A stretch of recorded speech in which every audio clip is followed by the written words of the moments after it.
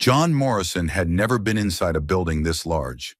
The Galactic Council chambers stretched upward for what seemed like forever, disappearing into a ceiling lost in soft blue light. Floating platforms held delegates from species he had only read about in training documents. The air itself felt different here, filtered and recycled through systems older than human civilization. He stood on a small platform near the floor, so far below the main proceeding that he had to crane his neck to see the High Arbiter's seat. His platform was meant for petitioners, for species requesting recognition from the 12 founding races who had built the station and written the laws that governed known space. John was 53 years old. He had spent 30 years coordinating supply routes for Earth's Colonial Transport Division. He knew how to move cargo from one place to another efficiently. He knew how to read manifests and spot errors. He knew how to talk to dock workers and customs officials. None of these skills seemed particularly useful as he watched beings of impossible beauty and terrible power discuss whether humanity deserved to exist in their awareness. The Sindri representative spoke first. High Arbiter Vexitorian was 12 feet tall, with silver skin that reflected the chamber lights like polished metal. His voice filled the space without effort, translated instantly into John's earpiece. The species-designated human has submitted a formal petition for recognition under Council Charter. They have been spacefaring for 82 standard years. They occupy 17 colony worlds in a region of space the Council has not prioritized for development. Their technological index is 743. Their psionic index is 0. Their biological threat rating is negligible. John listened to himself being described like a product listing. He had expected something like this.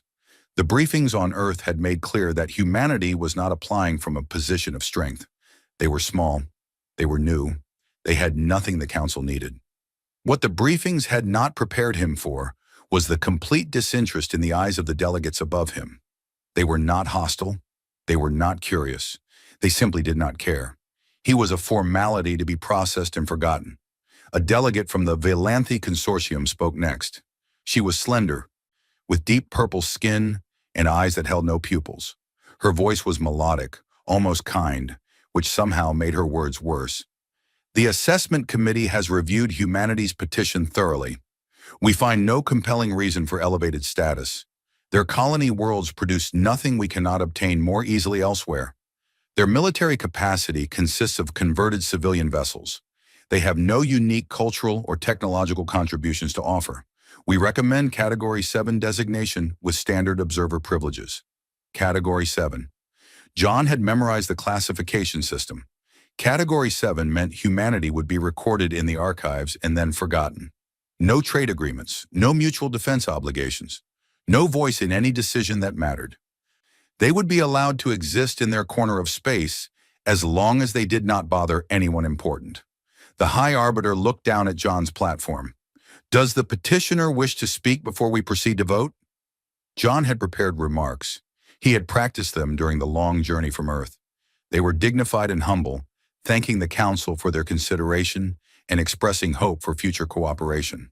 As he stood there, looking up at beings who had already decided he was worthless, he set those remarks aside. I have some questions, he said. The translation system carried his words upward. Several delegates made sounds that his earpiece identified as mild surprise.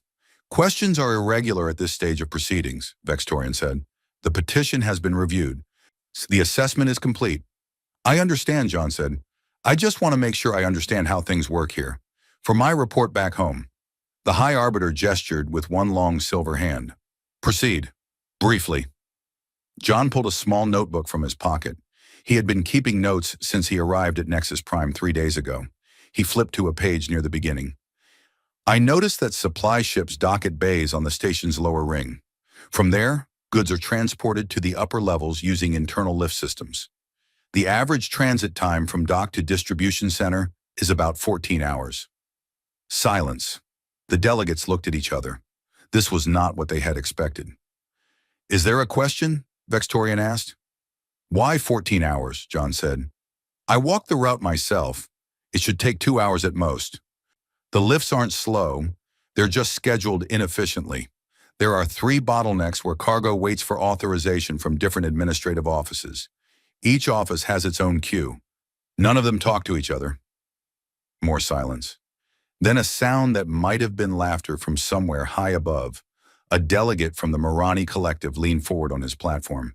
He was covered in short brown fur, with wide eyes that seemed designed for seeing in low light. The human is critiquing our logistics? I'm asking about them, John said. My job back home was logistics. I'm just curious why it works the way it does. It works that way because it has always worked that way, Vextorian said. His voice had cooled noticeably. The systems here were designed by species who were building stations like this when your ancestors were hunting with sharpened sticks. John nodded and made a note in his book. I understand. Old systems, hard to change. We have the same problem on Earth sometimes. He could feel the mood in the chamber shifting. He was not behaving the way a Category 7 petitioner was supposed to behave. He was supposed to be humble and grateful for whatever scraps they offered. Instead, he was asking questions about their cargo lifts. I have another question, John said.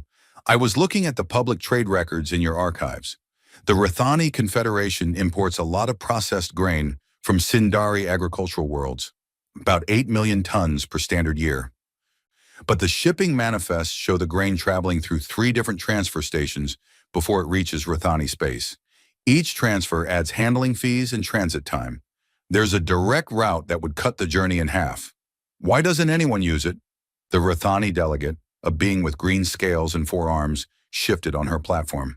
The direct route passes through a region claimed by the Vorith Dominion. They charge excessive tariffs. Their tariffs are 18%, John said, reading from his notes. The current route's handling fees add up to 31% when you include all 3 stations, plus the time cost of the longer journey. Unless I'm missing something? The chamber had gone very quiet. The Rathani delegate was staring at John with an expression his translator could not identify. Vextorian struck his staff against the floor. The sound rang through the chamber like a bell. This is a recognition hearing, not a logistics seminar. The petitioner has been given an opportunity to speak on behalf of his species. He has chosen to waste that opportunity on trivial matters. We will proceed to vote. John closed his notebook and put it back in his pocket. Of course, I apologize for taking up your time. The vote was quick and unanimous. Humanity was designated Category 7. John was granted observer status, which meant he could remain on Nexus Prime and attend public council sessions. He could access the public archives. He could not vote, propose measures, or participate in closed deliberations. The Valanthi delegate, the one with the kind voice, contacted him privately after the session. Her name was Kethra, and she served as her species' junior ambassador. You should be more careful, she told him. They were sitting in a small garden on one of the station's residential levels. Artificial sunlight filtered through transparent panels overhead. The Sindari do not appreciate being questioned. I wasn't questioning them, John said. I was asking questions. There's a difference.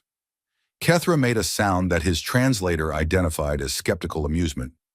The difference may be lost on High Arbiter Vextorian. Probably.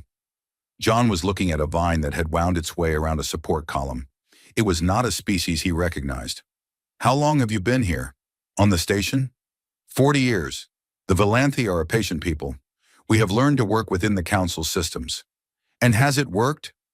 Working within the systems? Kethra was quiet for a moment. We have maintained our position. We have not advanced significantly, but we have survived. John nodded slowly. Survival is important, but I wonder if there might be other options. Such as? I don't know yet. He stood and stretched his back. The low gravity on the station took some getting used to. I'm going to spend some time in the archives, learn how things work here. Would you mind if I contacted you again? If I have questions that aren't in the public records? Kethra studied him with those pupilless, purple eyes. You are a strange human, John Morrison. Most species who receive Category 7 designation leave as quickly as possible. They do not stay to study the archives. I don't have anywhere else to be, John said. Earth sent me here to represent them. I figure I should take the job seriously, even if nobody else thinks it matters. He said goodbye and made his way to the archive levels. The halls were quiet at this hour. He passed maintenance workers and cargo handlers, beings from species he did not recognize. They did not look at him. Nobody looked at him. He was Category 7. He was invisible. John found a quiet corner in the archives and opened his notebook to a fresh page. He began writing down everything he had observed about the station's operations: the inefficient cargo lifts, the redundant transfer stations, the committees that did not communicate, the ancient systems that nobody questioned because they had always been that way. He wrote until his hand cramped. Then he put down his pen and looked at the walls of data terminals surrounding him. Somewhere in those records were the answers to questions nobody was asking, the weaknesses nobody was examining, the opportunities nobody was seeing. John Morrison had been declared insignificant. He intended to use that insignificance very carefully. He pulled the nearest terminal toward him and began to search. 18 months passed. John Morrison became part of the background at Nexus Prime. He ate his meals in the lower-level cafeterias where the station workers gathered. He learned to recognize the different species by sight and eventually by name. The Rathani dock supervisor was called Hethmar. She worked 14-hour shifts loading and unloading cargo ships. The Morani sanitation engineer was called Tev. He maintained the recycling systems that kept the station's air breathable. Neither of them had ever been invited to speak at a council session. Neither of them expected they ever would. John sat with them when they took their breaks. He asked about their work. He listened to their complaints. He wrote everything down in his notebook, which had grown thick with observations. The established delegates ignored him completely. When he attended public council sessions, he sat in the observation gallery with other Category 7 species. There were not many of them. Most had left within weeks of their assessment, returning home to lives the council would never notice or care about.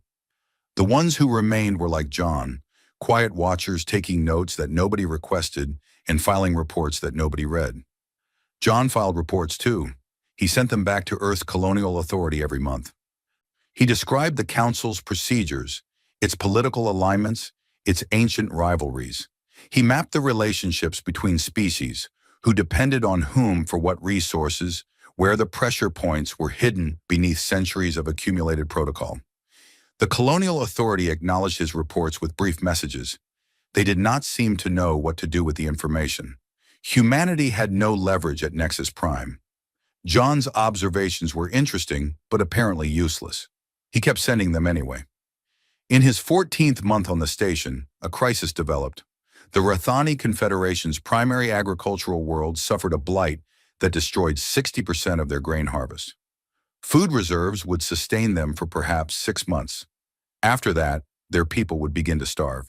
The council convened an emergency session. John watched from the observation gallery as delegates from the 12 founding species discussed possible responses. The Rathani ambassador, a female with green scales that had faded to gray with age, stood on the petitioner's platform and described her people's need. "We request emergency food shipments from council reserves," she said. "We can repay the debt over the next decade as our agricultural systems recover." Vextorian listened with his arms folded. When she finished, he spoke in that cold silver voice John had learned to recognize. "The Rathani request is noted. However, council reserves are maintained for the benefit of founding species. The Rathani are not a founding species. Their request falls outside the scope of standard protocols." "Our people will die," the ambassador said. Her voice cracked slightly. "We have been faithful members of this council for 300 years. We have paid our assessments. We have followed the rules. Surely that counts for something." "It counts for a great deal," Vextorian said. "But protocols exist for good reasons. If we make exceptions for the Rathani, every species will expect exceptions. The system would collapse." John leaned forward in his seat. He had been studying the council's food distribution systems for months. He knew things about their reserves that most delegates had never bothered to learn. Perhaps a compromise, another delegate suggested. The Rathani could purchase surplus grain from Sinduri agricultural worlds at standard market rates. "Standard rates would bankrupt us," the Rathani ambassador said. "We cannot afford to pay market prices for the quantities we need." The discussion continued for hours. Various proposals were suggested, debated, and ultimately rejected. The Sindari controlled most of the region's agricultural surplus. They were willing to sell, but only at prices the Rathani could not pay. Other species had smaller surpluses, but the logistics of coordinating multiple shipments from multiple sources seemed too complicated. John returned to his quarters that evening and spread his notes across his desk. He had been mapping food production and distribution patterns for over a year. He knew which species had surplus capacity. He knew which transport routes were underutilized. He knew where the bottlenecks were and how to work around them. He stayed up all night writing a proposal. The next morning, he submitted it through proper channels. His observer status allowed him to file suggestions with the Council's administrative office. Nobody was required to read them, but they would be entered into the official record. 3 days passed. The Council continued to debate. The Rithani ambassador grew more desperate. John's proposal sat unread in an electronic queue, along with hundreds of other documents that nobody had time to process. On the 4th day, John received a message from Tev, the Morrison sanitation engineer. "Someone is asking about your proposal," Tev wrote. "A clerk in the administrative office. She says it's interesting." John met the clerk that afternoon. Her name was Shenri, and she was a young Vilanthi who had been assigned to process low-priority submissions. She had purple skin like Ambassador Kethra, but her eyes were wider, and she moved with nervous energy. "I was supposed to file your document and forget about it," she said, "but I actually read it. By accident, really. I was curious about what a human would write." "What did you think?" John asked. "I think it could work." She pulled up a display showing John's logistics plan. "You identified 3 species with grain surpluses that the Council has not accounted for: the Thessani, the Vorth, and the Kellian. None of them are major powers, so their production numbers are not tracked carefully. But according to your calculations, their combined surplus would cover the Rithani shortfall." John nodded. "The problem is transport. None of those species have the shipping capacity to move that much grain quickly. But there are independent cargo haulers who work the outer routes. They're not registered with the Council because their ships are too small to meet standard licensing requirements. If you coordinate their schedules, they can move the grain faster than any founding species fleet." Shenri stared at him. "You mapped all of this yourself?" "I had time. Nobody asked Category 7 observers to do much." She was quiet for a moment. Then she said, "The Council will never approve this. It bypasses their systems entirely. The Sindari would be furious." "Probably," John agreed. "But the Rithani don't need Council approval to buy grain from willing sellers. And the independent haulers don't need Council approval to move cargo through unclaimed space. You're suggesting the Rithani do this on their own? Without Council authorization?" "I'm suggesting they have options that nobody has shown them." Shenri looked at the display for a long time. Then she made a decision. "I know someone in the Rithani delegation, a junior aide. She's been trying to find alternatives while the Council debates. I could show her your plan." "That would probably violate about a dozen protocols," John said. "Probably." Shenri smiled slightly. "But I'm a clerk. Nobody pays attention to what clerks do." The leak happened quietly. The Rithani aide received the plan. She showed it to the ambassador. The ambassador contacted the Thessani, the Vorth, and the Kellian directly, outside normal Council channels. Within 2 weeks, the first grain shipments were moving along the routes John had identified. The Council did not know about any of this until the shipments were already arriving in Rithani space. Vextorian demanded an investigation. Someone had undermined Council authority by organizing an alternative distribution network. Someone had shared confidential logistics analysis with parties outside proper channels. The investigation identified John Morrison as the source of the proposal. His observer status was reviewed. His communications were examined. His presence at the station was suddenly a matter of official interest. An administrative tribunal summoned him to explain his actions.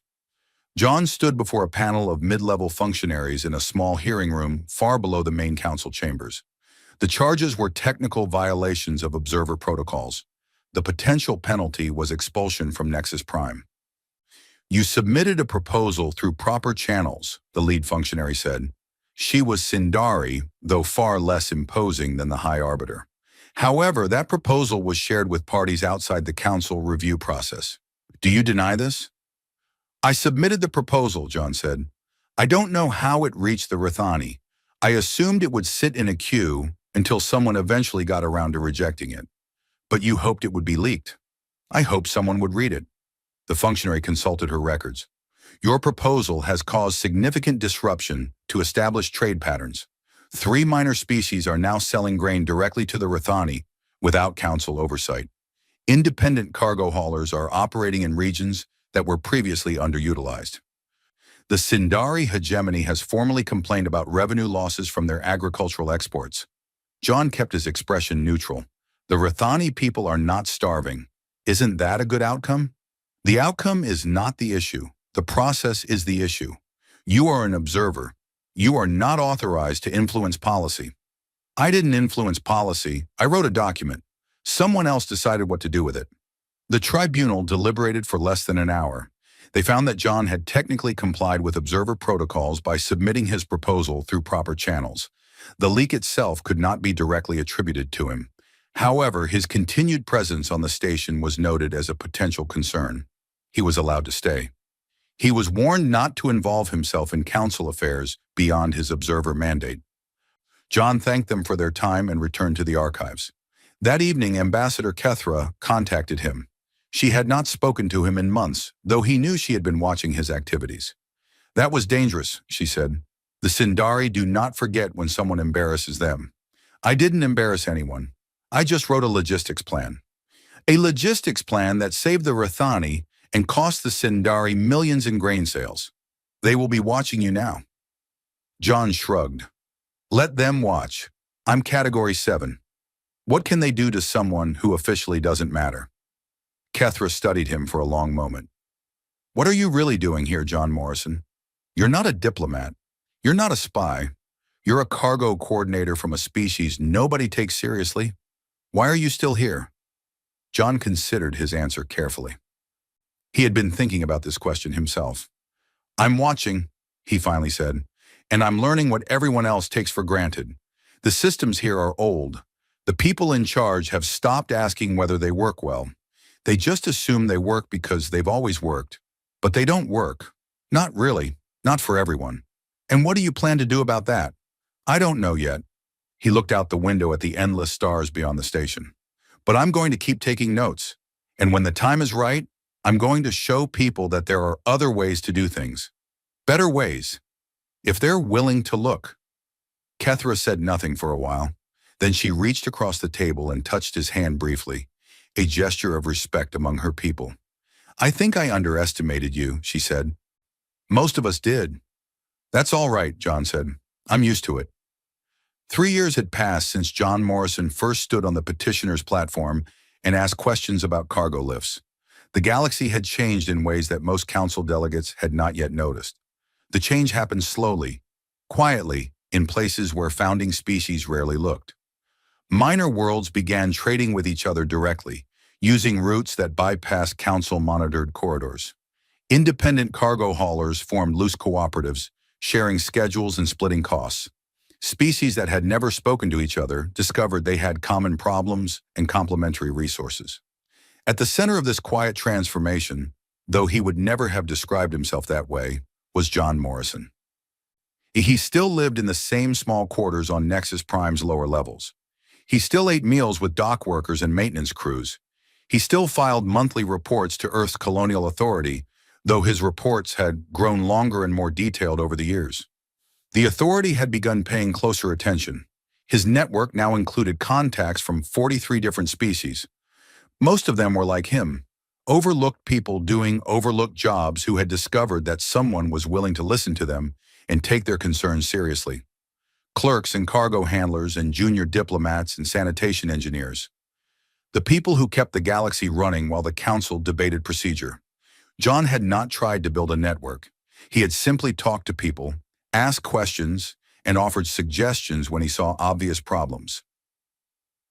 Word spread. People contacted him. He helped when he could and introduced people to each other when he could not help directly. The Sindari, true to Ambassador Kethra's warning, had been watching. Their intelligence services had compiled a file on John Morrison that grew thicker every month. But the file described nothing illegal. He submitted no proposals. He joined no organizations. He simply talked to people, and somehow things changed. They could not punish him for talking.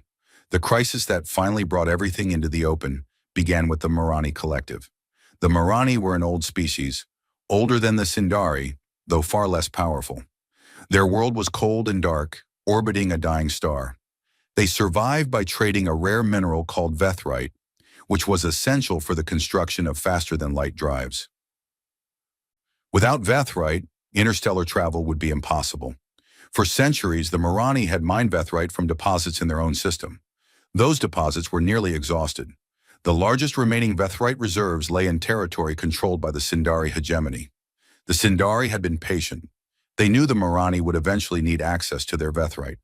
They had been slowly increasing the tribute they demanded for that access, year by year, until the Morrison economy was being drained dry. When the Morrison Collective finally announced they could no longer meet the Sindari's demands, the hegemony responded with a total trade embargo. No vethrite would leave Sindari space until the Morrison agreed to new terms that would essentially make them a subject species. The ripple effects were immediate. The Morrison supplied vethrite components to 7 other species. Without those components, ships could not be built or repaired. Trade routes depended on vessels that would soon be unable to fly. The entire transportation network of the Galactic East was under threat. The Council convened emergency sessions. Delegates made speeches about the importance of stability and the danger of economic disruption. The Sindari sat in their elevated seats and said nothing. They did not need to speak. Everyone knew they held all the leverage. John watched from the observation gallery and took careful notes. He had been preparing for something like this for 2 years. He had not known exactly what form the crisis would take, but he had known one would come. The Council's systems were built to preserve the power of those who already had power. Eventually, that arrangement would create a pressure that could not be relieved through normal channels. That evening, he met with representatives from the affected species in a cargo bay on the station's lower ring. Hethmar, the Rithani dock supervisor, had arranged the space. Tev, the Morrison sanitation engineer, had spread the word through networks the Council did not monitor. There were 17 beings in the room, representing 12 species. None of them held official positions. All of them had been talking to John for months or years. "The Council will not help us," said a Valanthi transport coordinator named Preth. "The Sindari have enough votes to block any resolution that weakens their position." "The Council does not need to help us," John said. He had brought a display unit and was projecting a map of known space. "Look here. These 3 systems are unclaimed. They're outside both Council and Sindari jurisdiction. According to geological surveys conducted 200 years ago, they contain significant vethrite deposits." "Those surveys are old," said a Kellyan engineer.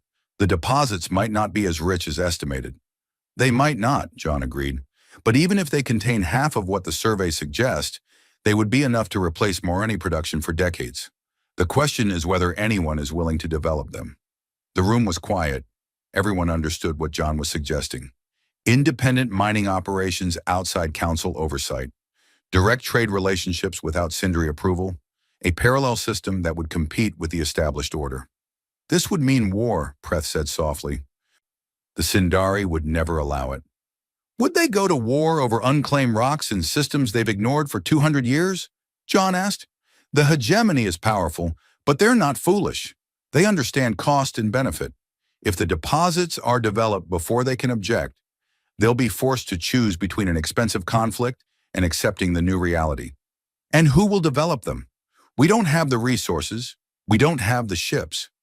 John had been waiting for this question. "I've been in contact with Earth's colonial authority. Humanity has 3 transport vessels that can be converted for mining support. We have engineers who understand resource extraction. We're small, but we're also unentangled. We have no history with the Sindari. No old debts or treaties that limit our options." He looked around the room at beings from species that had never considered humanity worth noticing. "If you're willing to work together, we're willing to help coordinate. Not lead, not control. Just help make the logistics work." The discussions continued for hours. Plans were drawn and redrawn. Commitments were made cautiously, then with growing confidence. By morning, the framework of a coalition existed. 3 weeks later, the first human vessel arrived at the unclaimed systems. It carried mining equipment, a team of engineers, and observers from 4 other species. They began extracting vethrite within a month. The Sindari learned of the operation from their intelligence services. High Arbiter Vextorian convened a special session of the Council to demand action.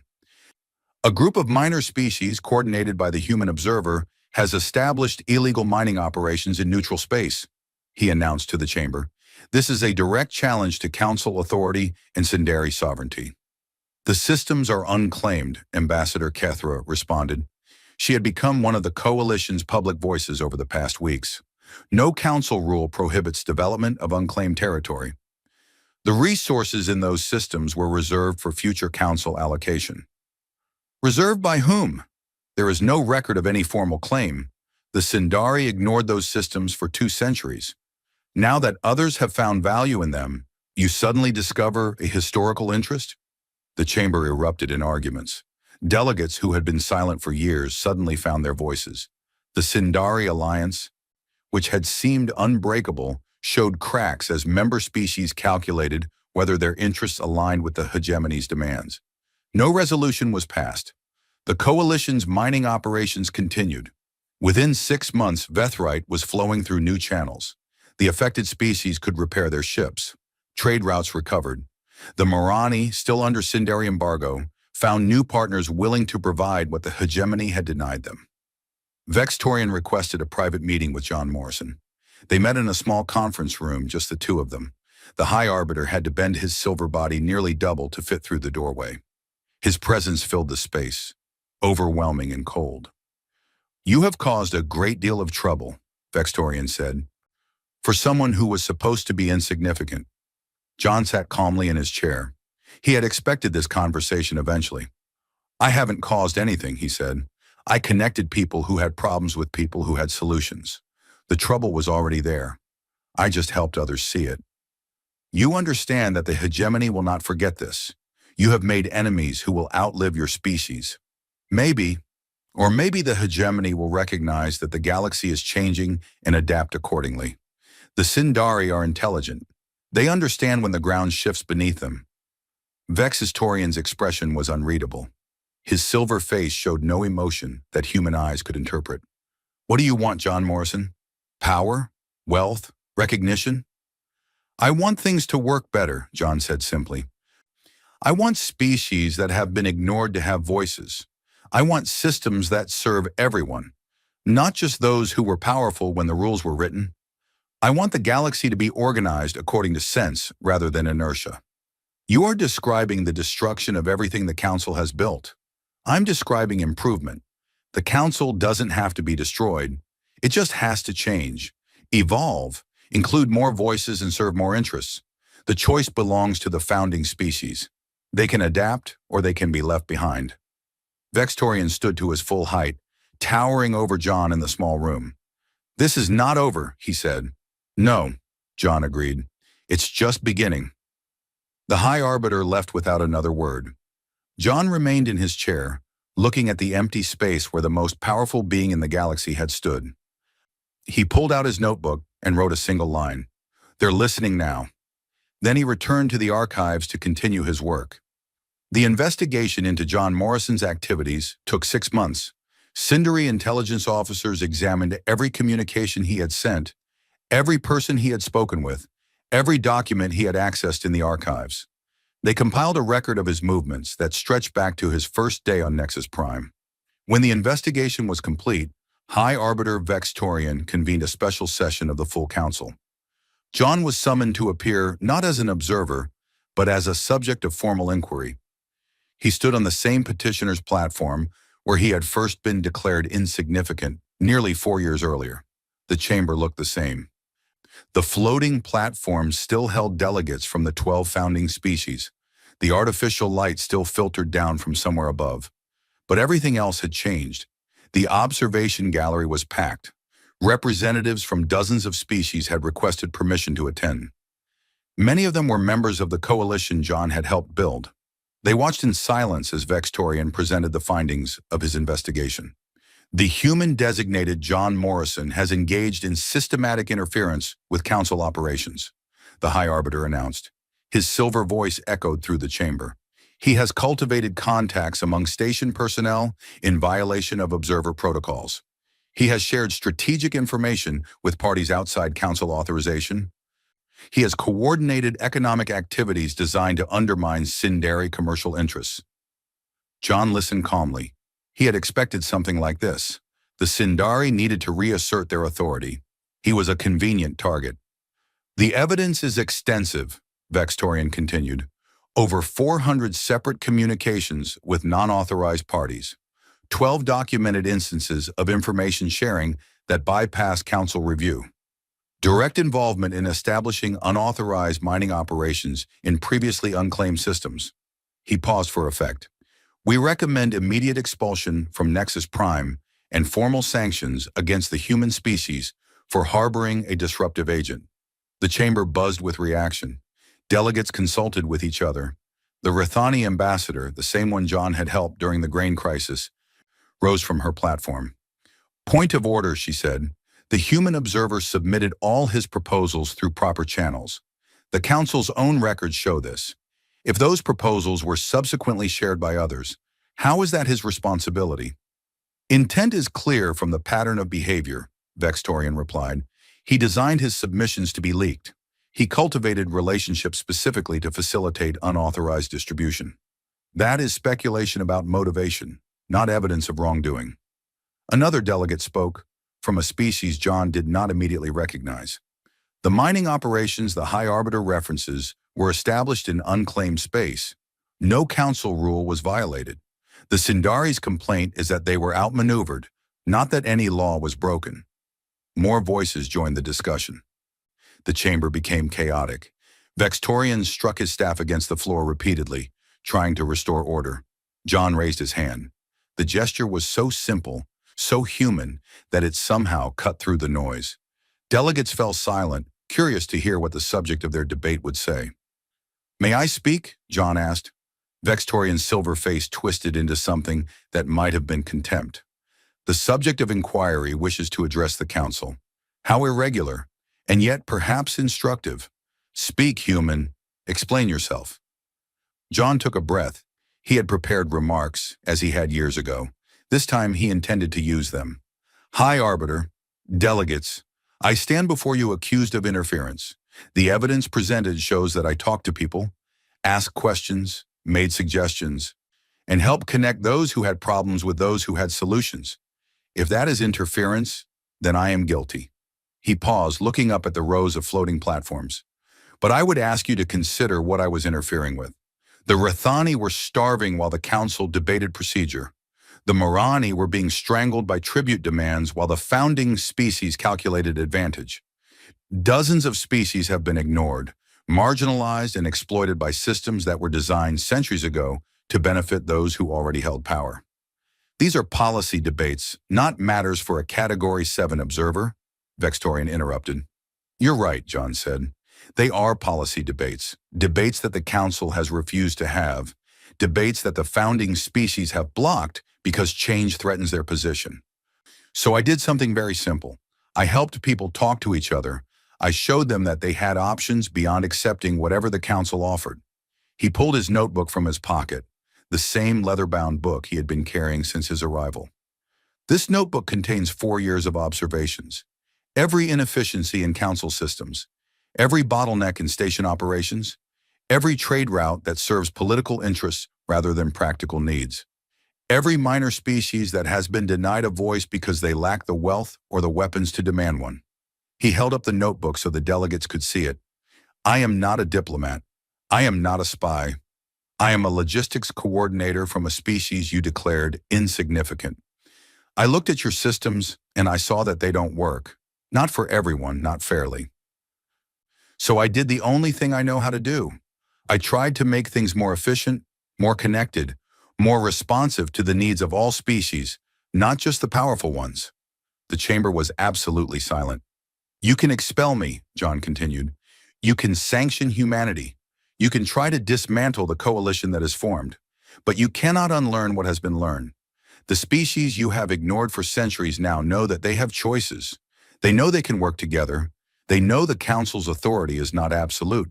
He lowered the notebook. So here is my suggestion. Instead of fighting to preserve a system that no longer serves the galaxy's needs, adapt, reform, Include the voices you have excluded. Create institutions that work for everyone. The Sindari hegemony has been the dominant power for 400 years. That can continue if you're willing to lead rather than control, or you can resist change and watch the galaxy organize itself without you. Vextorian's staff struck the floor. You dare to lecture the founding species? You, a representative of a civilization barely out of its cradle? I dare to suggest improvement, John said quietly. That's all I've ever done. The vote on sanctions was called. The motion required a 2/3 majority to pass. The first founding species voted in favor. So did the second and third. Vextorian watched with satisfaction as the count built toward the threshold. Then the Valanthi abstained. Ambassador Kethra sat motionless on her platform as the chamber reacted with shock. The Valanthi had been council members for 300 years. They had never opposed a Sindari-sponsored measure. 2 more species abstained. Then 1 voted against. The count stalled. Minor species with observer status began calling for recognition. They had no votes, but they had voices, and they used them. The Rathani ambassador spoke. The Morani representative spoke. One by one, members of John's coalition made clear that sanctions against humanity would be seen as an attack on all of them. The final count fell short. The motion failed by 4 votes. Vextorian was silent for a long moment. Then he spoke in a voice that had lost some of its silver confidence. The council has decided. The human observer will not be expelled. The matter is closed. But it was not closed. As John left the chamber, delegates approached him. Some were hostile, warning him that he had made powerful enemies. Others were cautious, curious about this human who had somehow shifted the balance of galactic politics. A few were openly grateful. Ambassador Kethra found him in the corridor outside. You took a considerable risk, she said. The vote could have gone the other way. It could have, John agreed, but I trusted that enough species would see their own interests in blocking the Sindari. Fear of change is powerful, but fear of being left behind is stronger. What happens now? John had been thinking about this question for years. Now we build something new, not a replacement for the council, but an alternative. A framework where species can cooperate as equals, without the weight of ancient privileges and outdated hierarchies. Anyone who wants to participate can, including the founding species, if they choose. The Sindari will never join willingly. Maybe not, but others might. And once enough species are working together outside council structures, even the Sindari will have to decide whether isolation serves them better than adaptation. He looked back at the great doors of the council chamber. Change doesn't happen because the powerful decide to give up their power. It happens because the powerless find ways to work together. I learned that watching cargo handlers and maintenance workers coordinate their schedules without official approval. The same principle scales up. Kethra considered this for a moment. You really believe this can work? A galaxy organized around cooperation rather than dominance? I believe it's worth trying, John said. And I believe that most species, when they're given a genuine choice, would rather build something together than fight over the pieces of something old. He started walking toward the lift that would take him back to the lower levels, back to the archives and the cargo bays and the people who had taught him more about galactic politics than any council session. One more question, Kethra called after him. When you first arrived here, declared insignificant, assigned to observe, and nothing else, did you plan all of this? Did you know what you were going to do? John turned and smiled slightly. I planned to watch and learn and help where I could. Everything else just followed from that. The biggest changes don't require grand strategies. They just require paying attention to what everyone else ignores. He stepped into the lift and descended toward the levels where the real work of the station happened, where beings of dozens of species kept the lights on and the air flowing and the cargo moving while the powerful debated in their floating chambers above. His notebook was nearly full. He would need to start a new one soon. There was still so much to learn. 10 years had passed since John Morrison first set foot on Nexus Prime. The galaxy had transformed in ways that would have seemed impossible on the day he stood before the council and was declared insignificant. The Morrison Cooperative, as it had come to be called despite John's objections, now facilitated more trade than the Galactic Council. 67 species were full members. Another 43 had observer status and were considering formal participation.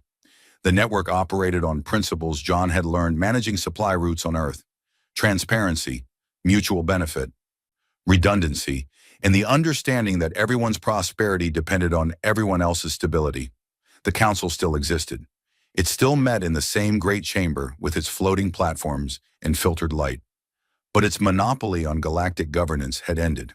The founding species had been forced to reform, to open their proceedings to observers, to consider proposals from species they had ignored for centuries.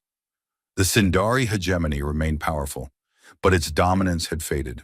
They were one voice among many now, influential but no longer supreme. John Morrison was 63 years old. His hair had gone gray.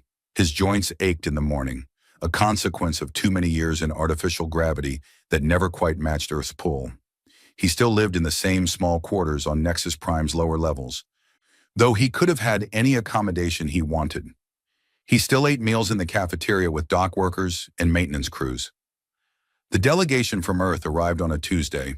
There were 7 of them, officials from the Colonial Authority wearing formal uniforms and nervous expressions.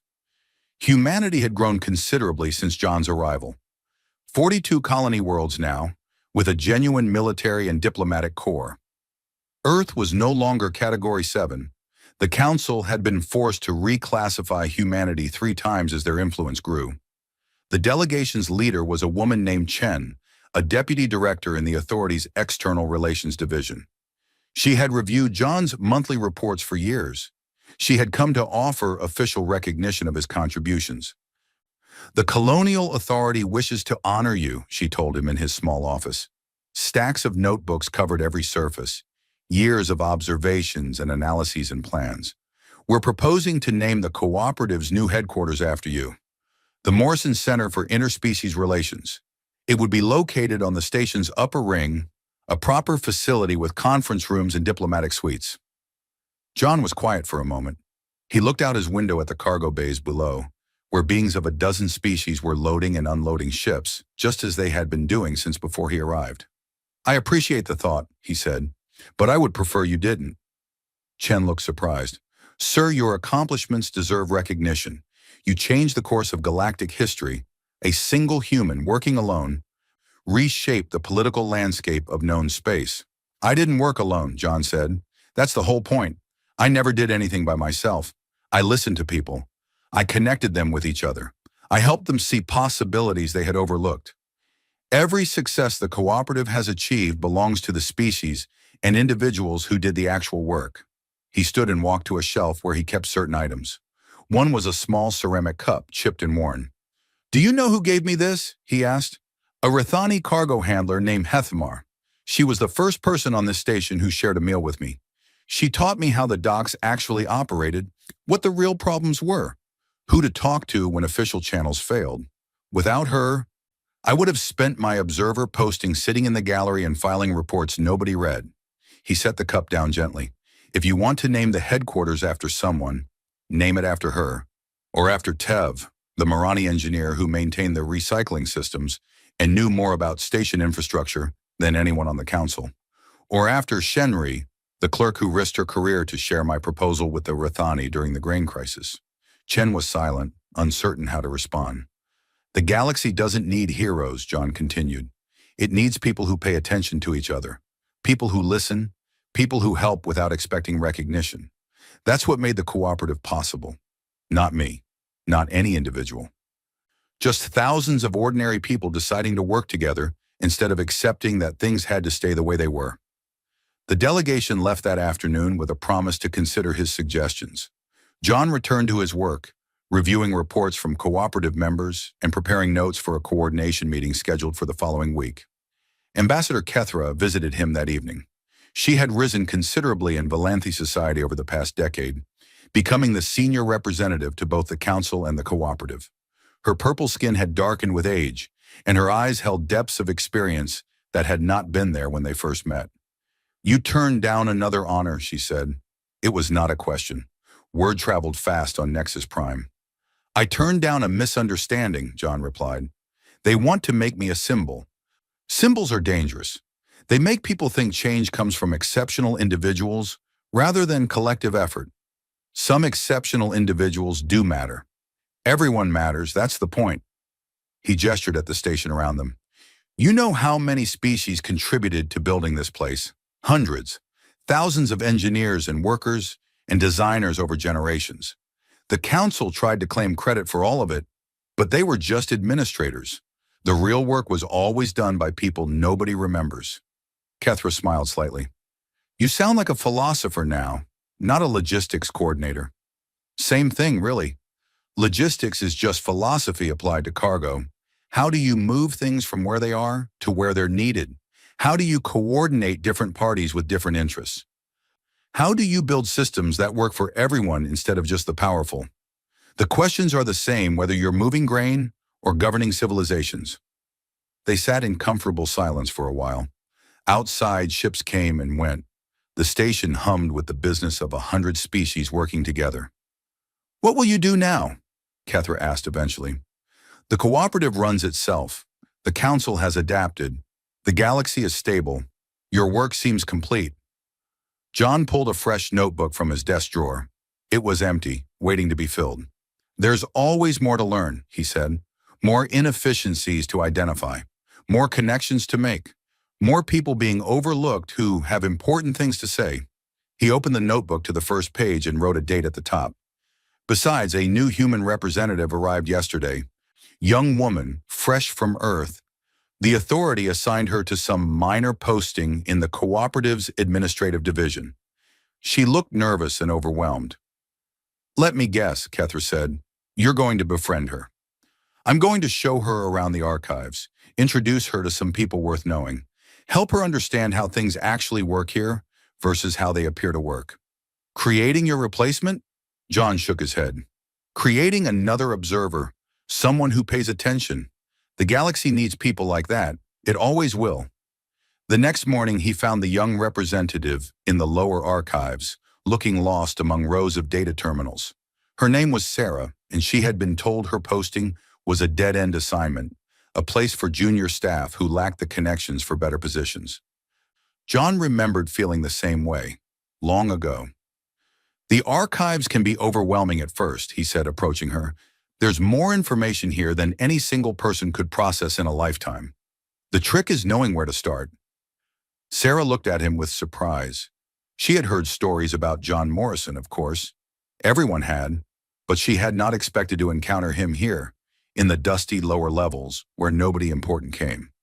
Mr. Morrison, she said, I'm honored. I've read about everything you've accomplished. Call me John, and don't believe everything you read. Most of what I've accomplished was really accomplished by others. I just helped coordinate. He gestured at the archives around them. Would you like to know where to start? The real work of understanding how the galaxy operates? Sarah nodded eagerly. John led her to a quiet corner where a single terminal displayed personnel records for the station's maintenance division. Start here, he said. Learn who keeps the lights on, who maintains the air systems, who loads the cargo and repairs the lifts and processes the waste. Talk to them. Ask about their work. Ask about their problems. Listen to what they tell you. Why? Sarah asked. What will I learn from maintenance workers? John smiled. It was the same question he might have asked once. You'll learn what everyone else takes for granted, and when you understand what's being ignored, you'll start to see opportunities that nobody in power has noticed. He left her with the terminal and walked through the station's corridors toward the cargo bays. Hethamar's shift would be starting soon. He had not shared a meal with her in weeks. There was catching up to do. Behind him in the archives, Sarah began to read. She had a fresh notebook in her bag, empty and waiting to be filled. The galaxy was vast.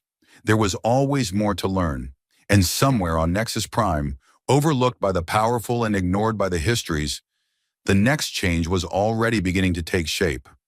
All it needed was someone willing to pay attention.